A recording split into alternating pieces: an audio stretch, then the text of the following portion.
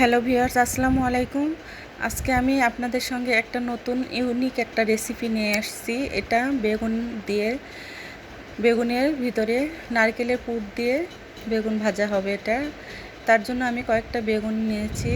বেগুনটা মাঝখান দিয়ে ফালি করে নিয়ে তারপরে আমি উপর দিয়ে হালকা করে একটু কেটে কেটে নিচ্ছি। আপনারাও এভাবে কেটে নেবেন।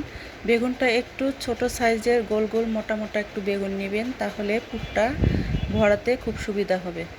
আমার বেগুনটা একটু বড় ছিল, যার জন্য আমি মাঝখানে একটু কেটে নিয়েছি। এটা ওপর দিয়ে তুলে আমি একটু ভরাবো। আপনারা দেখেন, আমার রেসিপির সঙ্গে থাকেন।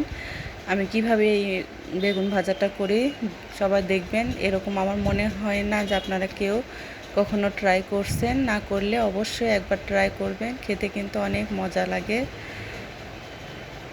এটা আমি ভিতর থেকে বিচি টিচি যেগুলো আছে, নরম বেগুনটা খুব জ্বালা, আমার নরম কচি বেগুন, সম্পূর্ণ ভিতর থেকে আমি মশলাগুলো এগুলো তুলে নিচ্ছি।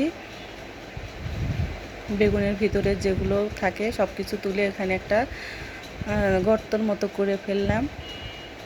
এইরকম বাটির মতো করে নেবেন, যাতে পুরটা ভরাতে সুবিধা হয়। যে বেগুনের যে ভিতর থেকে আমি এইগুলো বের করতেছি, এটাও আমি কাজে লাগাবো। আপনারা আমার পুরো রেসিপিটা দেখবেন, পুরো ভিডিও আমার পাশে থাকবেন, তাহলে বুঝতে পারবেন আমি ধাপে ধাপে সব কিছু আপনাদের সঙ্গে শেয়ার করব। এই যে আমার দেখেন সম্পূর্ণ এরকম করা হয়ে গেছে, একটু বাটির মতো হবে। আর এই বেগুনের ভিতরের এই মশলাগুলো আমি কাজে লাগাবো। এখানে আমি সামান্য একটু হলুদ গুঁড়ো আর একটু সামান্য লবণ, পরিমাণ মতো একটু লবণ দিয়ে এটা মাখিয়ে নিব। আপনারা চাইলে একটু শুকনো মরিচের গুঁড়ো এর ভিতরে দিবেন, দিয়ে একটু মাখিয়ে নেবেন। নিয়ে বেশিক্ষণ রাখতে হবে না, কারণ বেগুন বেশিক্ষণ রাখলে পানি কেটে পানি পানি হয়ে যাবে। এই রেসিপিটা আপনারা পোলার সঙ্গে বা বিরিয়ানি বা যে কোনো ভুনা খিচুড়ি কিংবা গরম ভাতেও খাবেন, খুব ভালো লাগে খেতে। বাসার সবাই দেখবেন প্রশংসা করবে, এরকম করে নতুন একটা ইউনিক রেসিপি করলে সবাই কিন্তু খাবেও অনেক সুন্দর, মজা করে, খেতেও কিন্তু অনেক টেস্টি হয়। এখানে আমি কড়াইয়ে কিছু পেঁয়াজ কুচি আর কিছু কাঁচামরিচ কুচি করে দিয়ে হালকা একটু তেল দিয়ে ভেজে নিচ্ছি।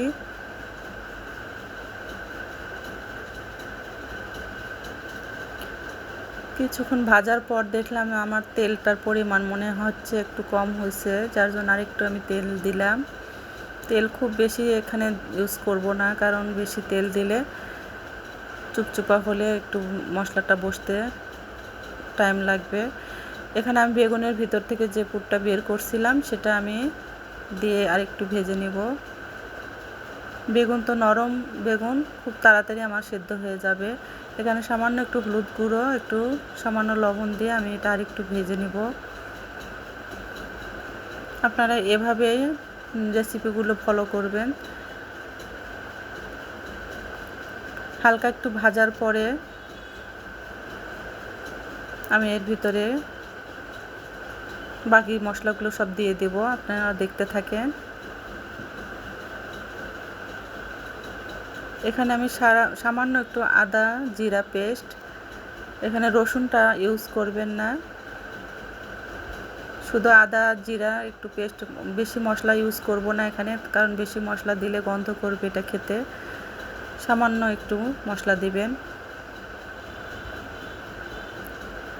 আমি নারকেলটা কুড়ে নিয়ে তারপরে এটা ব্লেন্ডারে পেস্ট করে নিয়ে এটার ভিতরে দিয়ে দিচ্ছি।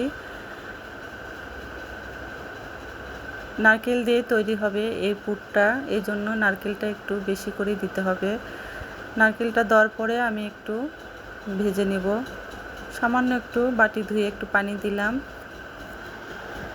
মশলাটা পেঁয়াজ আদা রসুন সব কিছু একসঙ্গে ভালো করে একটু কষিয়ে নিচ্ছি, যেন মশলার গন্ধ টন্ধ সব কিছু চলে যায়। এখানে আর অন্য কোনো মশলা আমি ইউজ করব না, শুধু চিলি সস আর একটু টমেটো সস দিলাম, দুটো একসঙ্গে আমি দিয়ে দিলাম। একটু ঝাল ঝাল একটু মিষ্টি টক ঝাল মিষ্টি হবে, এটা খেতেও কিন্তু অনেক ভালো লাগবে।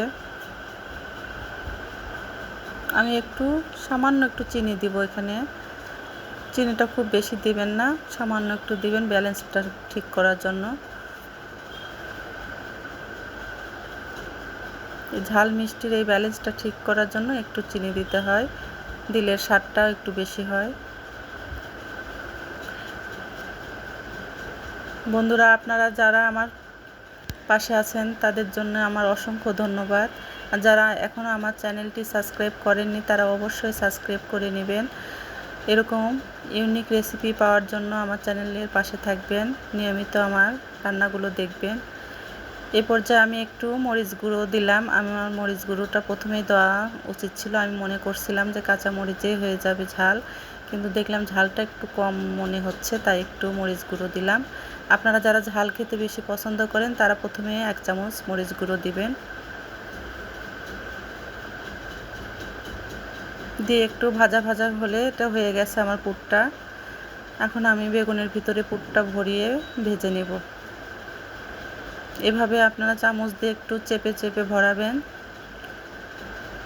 পুরটা যেন বের হয়ে না যায় ভাজার টাইমে, এই জন্য একটু চেপে চেপে ভরাতে হবে। আমি আপনাদের সঙ্গে দুটা ভরিয়ে দেখাচ্ছি।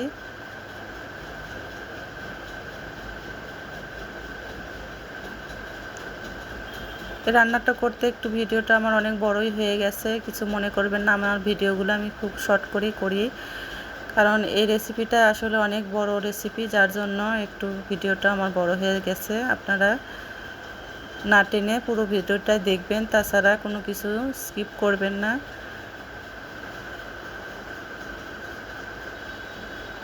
ভালো রেসিপি দেখতে হলে পুরো ভিডিওটা দেখতে হয়। দেখুন, এইভাবে চেপে চেপে আমি একটু হাত দিয়ে চেপেও দিলাম, দিয়ে এভাবে তৈরি করে নিলাম। এখন আমি কড়াইয়ে কিছু তেল গরম করতে দিয়েছি, এখানে কিছু তেল গরম হয়ে গেছে, আমি তেলের ভিতরে ছেড়ে দেব। আপনারা একটু সাবধানে তেলের মধ্যে দিবেন, কারণ বেগুন থেকে একটু লবণ দিয়ে মাখানোর কারণে একটু পানি বের হয়েছিল, যার জন্য তেলে উষ্টা উঠতেছে। প্রথমে পিছন পাটটা দিবেন, যেদিকে পুর ভরা আছে ওই পুর ভরা পিঠটা উপরে রাখবেন, নিচের দিকে আগে ভালো করে হয়ে গেলে তারপরে উল্টে দিবেন। এভাবে আমি এরকম করে 4টা করে আগে ভেজে নিচ্ছি অল্প করে। তেল খুব বেশি পরিমাণে দেওয়ার দরকার নেই, যেন ভাজা হয় সেই পরিমাণে তেল দিলেই হবে, তাছাড়া বেশি ডুবো তেল দিলে নারকেলগুলো বের হয়ে চলে যাবে পুরটা।